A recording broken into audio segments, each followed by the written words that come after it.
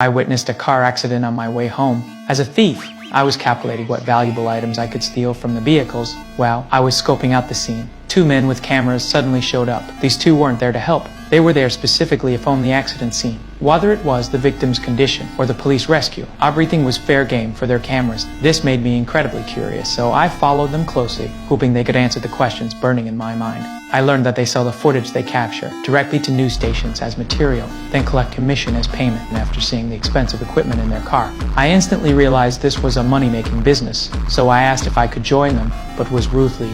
But right then, new accident reports came over the radio. To immediately jumped up and called his partner to head to the next location. To figure out how this whole thing worked, I stayed up all night watching Tout for J'aime, surfing through every morning news program. Soon enough, I saw the news report about that midnight car accident. This instantly fired up my restless spirit, so I headed to the beach, ready to go back to my old ways. Using a stolen bicycle, I traded it at a pawn shop for a cheap camera and police scanner. Soon the scanner crackled with reports of a fight on Sarah Boulevard. Using my phone's GPS, I successfully arrived at the scene, quickly fired up the camera, and started my very first shoot. But I hadn't even filmed for a few seconds before getting kicked out by the cops. I had no choice but to leave. Next, I found a new Ace arrest scene, but the outcome was the same, getting cursed out and kicked out by the police. I didn't give up. However, while I was filling up my car, I suddenly heard about a shooting happening nearby. I raced to the scene as fast as possible and found that a competitor had already arrived and started filming. To set myself apart from him, I changed my shooting angle and pointed the camera X, capturing footage of him being treated by paramedics. But I was quickly spotted by a nearby officer who angrily kicked me out. This also affected my competitor,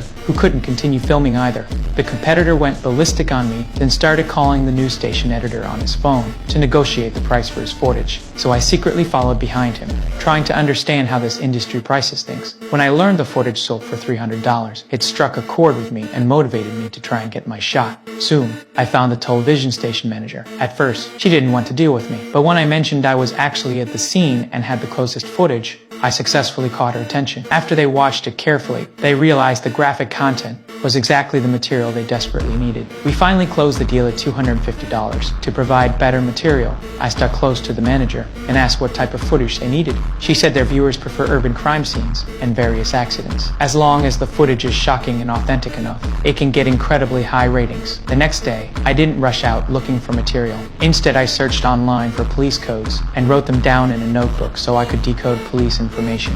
At the same time, to improve my filming efficiency, I hired an assistant for $30 per night. So there we were, sitting in the car, waiting for information to come over the scanner. It wasn't until evening that we got word of a fire. After confirming a location, I quickly called Mike to come along. We had a clear division of labor. I focused mainly on driving while he handled navigation and pointed out the shortest routes to our destination. But Mike, using BS for the first time, kept giving me wrong directions, causing me to take a huge detour. By the time we reached the scene, the firefighters had already packed up. My competitor had finished filming and was ready to leave, even mocking my low efficiency. I was furious and turned around to scold Mike, but our luck wasn't completely terrible. We soon headed to a second crime scene. Unfortunately, the area was already cordoned off with police tape, preventing me from getting inside to film. By interviewing some nosy neighbors, I learned this was a high-value shooting case, so when no one was looking, I quietly snuck into the house through the back door. I grabbed my camera and started filming, looking for any potentially useful material. Although I didn't see any bodies or blood inside, I did find 2 bullet holes in the refrigerator to create a dramatic contrast. I moved a family photo of the victims next to the bullet holes. Next, I shifted the camera angle to string together the sequence of events using unique perspectives to create suspense. Finally, the manager was extremely pleased with my performance. Not only was I bold, but my shooting angles were unique. Most importantly, I had a real sense of visual storytelling. After completing the deal, she walked me out of the newsroom. We happened to pass by the studio, where I unexpectedly saw a massive photograph of the city. This suddenly gave me a bold idea. No matter what, I was going to become the leader in this industry.